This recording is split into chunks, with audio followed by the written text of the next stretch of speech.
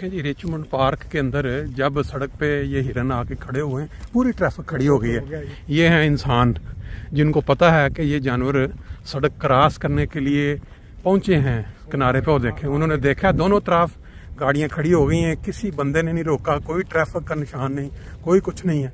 अब हमें देख के शायद वो थोड़ा रुके हैं, लेकिन यह है कि गाड़ियां आप देखें दोनों तरफ पे जो गाड़ियां हैं वो खुद उनको पता है कि हमने रुकना है, और इन्होंने क्रॉस करके यहाँ पूरे का पूरा ये एक गौल है पले हुए हिरन जो अपन दूसरे झुंड की तरफ दरख्तों की जा रही है। अभी हम उधर से होके आए हैं, वो आप दूसरे व्लॉग में देख सकते हैं इसको। इन लोगों के अंदर इतनी फहम और अकल है कि जानवर के लिए भी इन्होंने गाड़ियां रोक देनी है। एक कौम ऐसी है कि जो नमाज पे जाते लोगों के लिए या कब्रिस्तान में तदफीन पे जाते लोगों के ऊपर वो चढ़ाई करते हैं, बजाय इसके को नबी पाक सल्लल्लाहु अलैहि वसल्लम की तालीम को ज़हन में रख के उनको तहफ़्फ़ुज़ दें। वो स्पीकरों के ज़रिए ऐलान करते हैं और लोगों को इकट्ठा करते हैं कि आ जाएं, ये लोग देखें नमाज़ पढ़ने के लिए जमा हो रहे हैं। ईद की नमाज़ पढ़ के इतना बड़ा जुर्म कर रहे हैं जुम्मे के लिए। ये एक कौम का नक्शा है। और इधर इस कौम को आपने देखा कि गाड़ियों को रोक दिया है सिर्फ अपना दरख्तों के अपने जानवरों को सड़क का रास करवाने के लिए।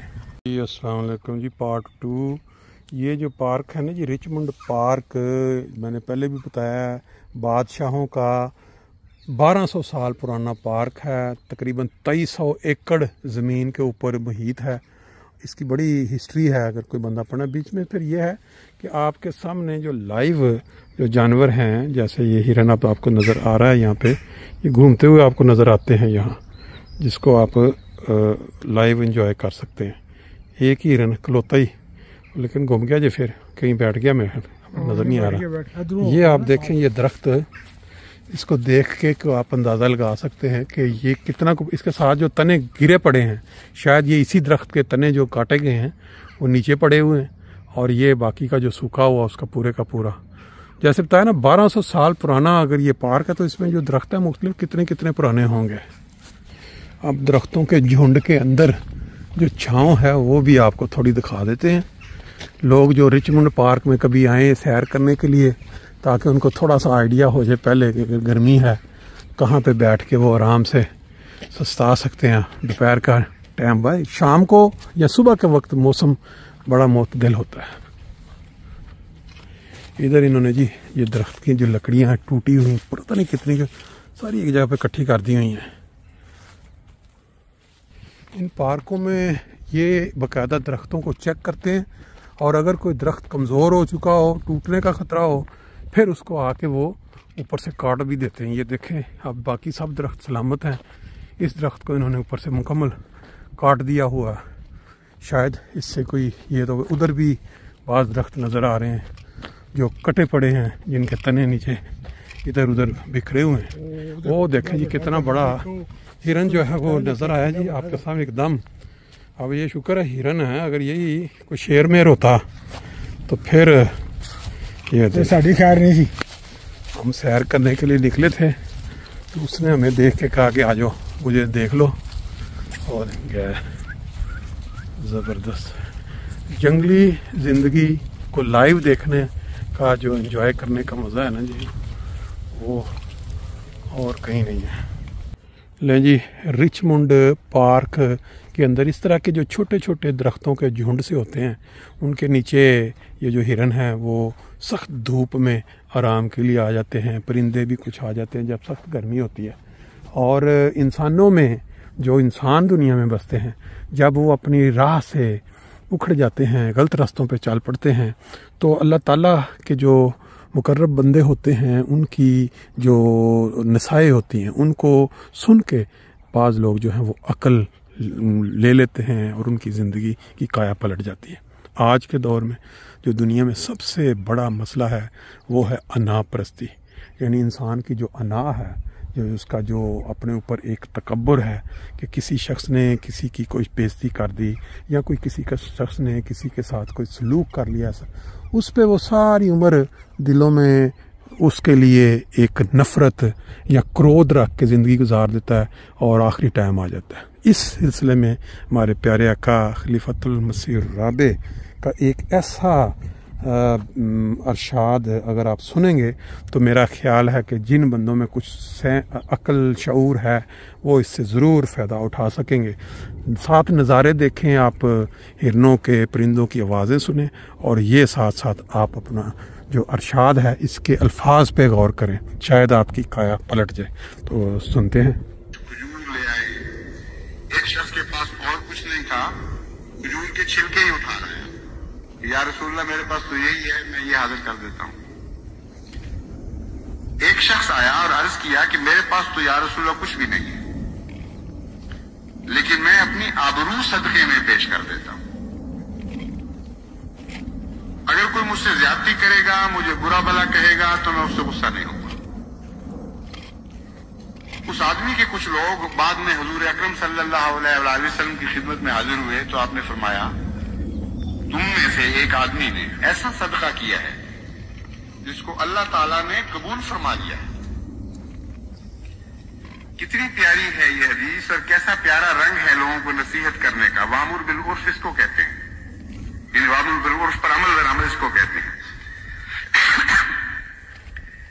इसमें एक और पहलू की तरफ भी तवज्जो दिला दी गई कि बहुत सी जगह अफू की राह में इज्जत नफ्स हासिल हो जाती है।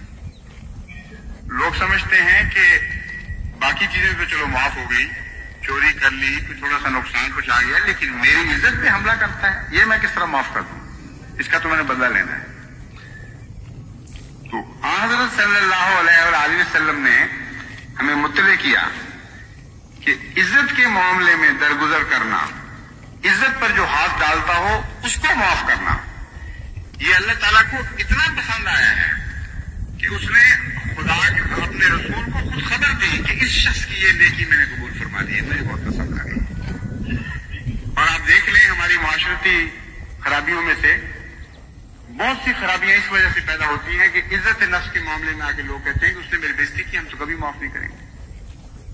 अभी चंद दिन हुए एक खानदान का झगड़ा आया, बड़े उन्होंने दर्द का इजहार किया दोनों तरफ ने कि जी हमारे दरमियान नाचाकी हो गई है, बड़े इकट्ठे थे, बड़े मोहब्बत का मामला था और अब हम अलग अलग हो गए, फट गया है खानदान, दुआ करें।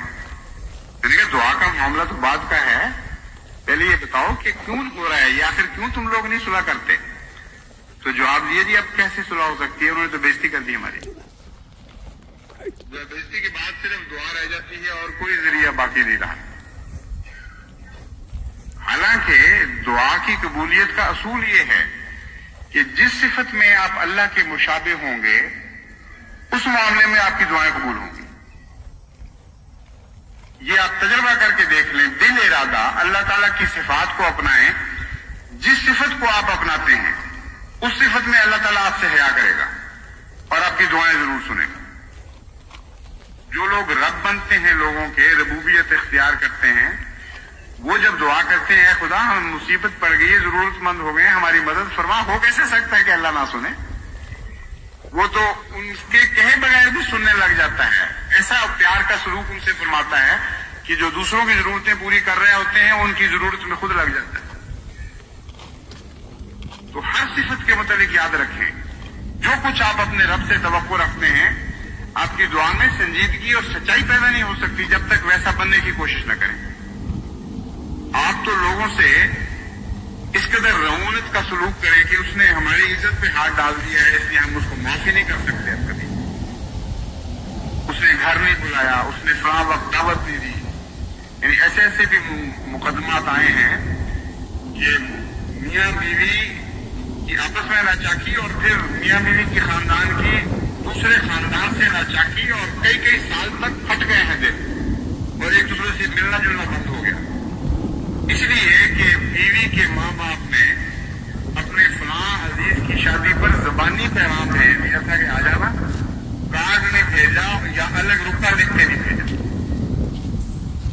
आप हंस रहे हैं कि ये बड़ी जहालत है, लेकिन इस जहालत में है मुबतला लोग। अपने ऊपर जब पड़ती है बात तो अपनी इज्जत इतनी प्यारी लगती है आदमी को, वो समझता है उसकी खातिर हर हिम्मत जायज है। तो हज़रत सल्लल्लाहु अलैहि वसल्लम को अल्लाह ने जो हुक्म दिया